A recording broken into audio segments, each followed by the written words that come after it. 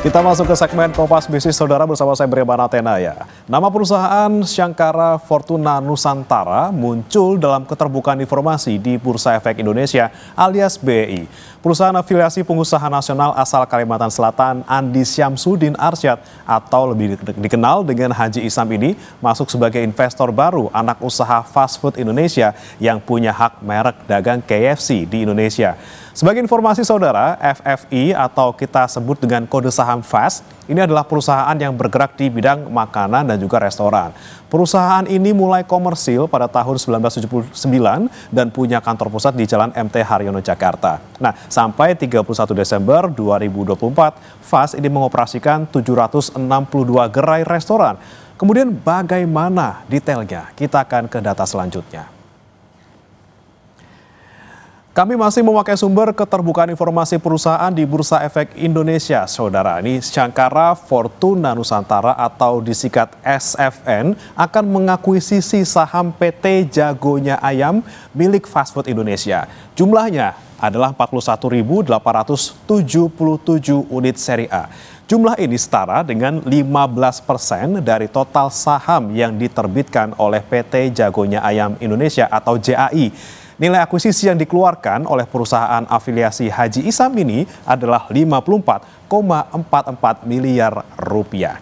Kalau kata perusahaan, rencana transaksi ini merupakan bagian dari strategi untuk mendukung ekspansi dan juga operasional Jagonya Ayam Indonesia. Lewat penguatan pendanaan, kemudian percepatan proyek strategis, serta peningkatan efisiensi dan juga fleksibilitas usaha. Namun katanya perusahaan tetap menjaga keselarasan visi dan arah strategis sebagai pengendali. Tapi kenapa kemudian sampai ada investor baru yang masuk? Bagaimana kinerja perusahaan selama ini? Kita ke data berikutnya. Kita akan ke laporan pendapatan induk KFC, saudara, yang mencatat bahwa selama periode 2020 hingga 2024, pendapatan cenderung turun yang secara tingkat pertumbuhan tahunan gabungan ini negatif sampai 0,18%. Rugi tahun ini berjalan perusahaan mencapai ataupun sampai 2024, ini juga dalam tren yang berfluktuatif. Nah, selama periode tersebut, saudara, ini masih tercatat KFC belum ada labanya gitu ya. Data kerugiannya ada di grafis ini, saudara. Di tahun 2020 di angka 377,18 miliar rupiah. Kemudian turun di 2021 menjadi 300,6 miliar rupiah. Di tahun 2022 ini sempat turun lagi agak signifikan, saudara, di 77,4 miliar rupiah. Namun di tahun 2023 ini langsung melonjak luar biasa, bahkan melebihi di data tahun 2020 yaitu mencapai 415,6 miliar rupiah. Terakhir di tahun 2024 ini kerugiannya bahkan bisa hampir 2 kali lipatnya, yaitu di 796,7 miliar rupiah. Kita ke data berikutnya, saudara. Kita akan bicara terkait dengan saham fast food Indonesia atau KFC yang berada di performa paling tinggi itu pada tahun 2020. Tepatnya kita ambil data di tanggal 13 Juli 2020, itu harganya masih 930 gitu, saudara. Tapi kemudian dalam 5 tahun terakhir, kita tarik langsung ke 2025, saudara. Grafisnya juga kita lihat kecenderungannya turun. Ini seiring dengan kinerja perusahaan yang merugi. Kalau kita lihat kemarin harga di hari Kamis, saudara, saham fast food Indonesia di tanggal 7, saudara, di tanggal 7 362 per unit, atau sebenarnya agak lumayan naik sebenarnya kalau kita bandingkan di posisi terendah di 159 per unit. Nah, naiknya saham FAST ini juga seiring dengan kejelasan aksi korporasi atau divestasi saham ke perusahaan afiliasi Haji Isam. Nah, kemudian pertanyaan, saudara, ini siapa sebenarnya Syangkara Fortuna Nusantara? Kita ke data berikutnya.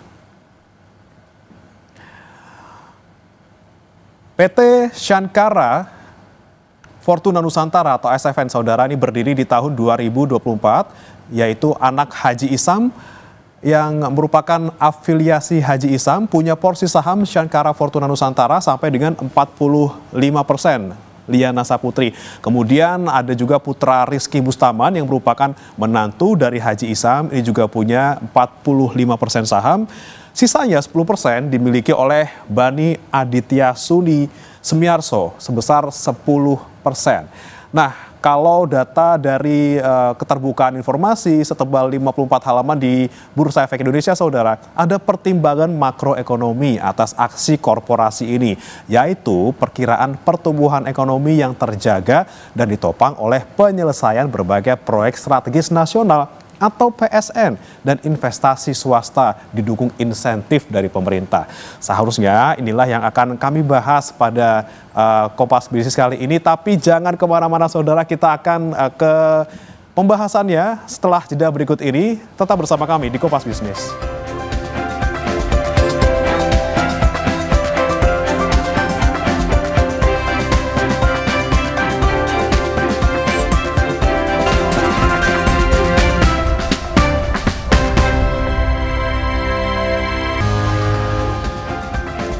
Anda kembali di Kompas Bisnis, saudara. Kita akan masih membahas terkait dengan prospek saham FAS yang merupakan induk dari merek dagang KFC setelah ada investor baru, yaitu afiliasi Haji Isam yang masuk. Nah, kami sudah bergabung bersama dengan Novi Vianita, analis saham Panin Sekuritas. Selamat pagi, Mbak Novi.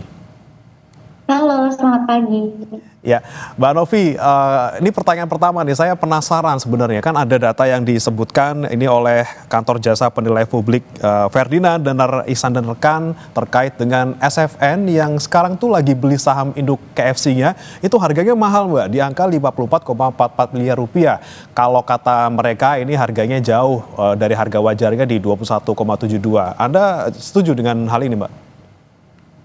Ya baik. Memang kalau dilihat dari nilai transaksinya ya betul itu tidak wajar karena nilai transaksinya itu dia kan 54 miliar ya, sedangkan berdasarkan peraturan OJK kalau kita mempertimbangkan batas atas dan bawah itu untuk batas atasnya aja untuk nilai wajar ada di 23,3 miliar, sedangkan batas bawahnya itu ada di 20 miliar. Jadi memang bisa dikatakan untuk transaksinya itu yang sebesar 54 miliar itu tidak wajar ya Mas ya. Dan kemarin saya sempat cek-cek gitu ya mengenai nilai wajar berdasarkan PB gitu ya.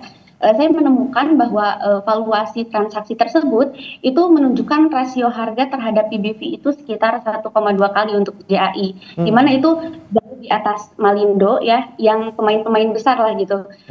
Sedikit di atas Java juga yang PB-nya itu 1,1 kali. Namun dia memang masih berada di bawah Cepin.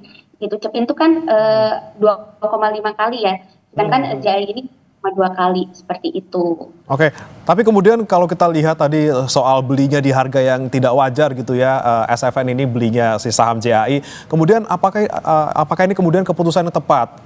Apakah si SFN ini sebenarnya rugi karena belinya lagi di mahal-mahalnya atau malah lagi untung nih karena memang harga saham JAI ini lagi trennya murah karena memang kondisi perusahaannya lagi rugi gitu? Baik, untuk perihal ini pastinya SFN juga saya lihat sudah mempertimbangkan ya prospeknya seperti apa gitu Mas. Karena kan yang namanya bisnis itu melihat ke depan gitu.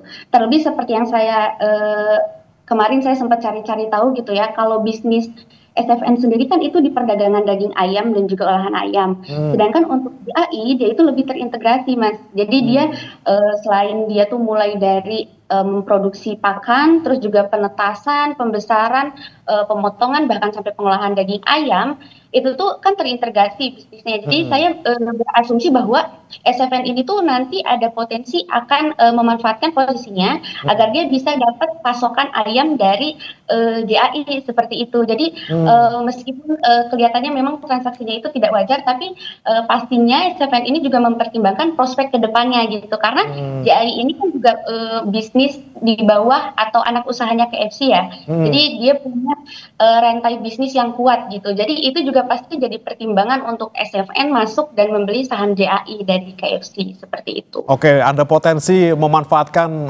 efisiensi gitu ya Mbak ya, karena memang lini bisnisnya bisa saling mendukung gitu ya. Tapi kalau Anda melihat Mbak Novi, ketika kondisi industri F&B yang lagi kurang baik nih sepertinya ya, apakah keputusan pembelian saham SFN ini riskan gitu loh Mbak, apalagi di tengah saat ini pelemahan daya beli masyarakat, kemudian juga ada isu boykot yang melanda brand ini seperti itu.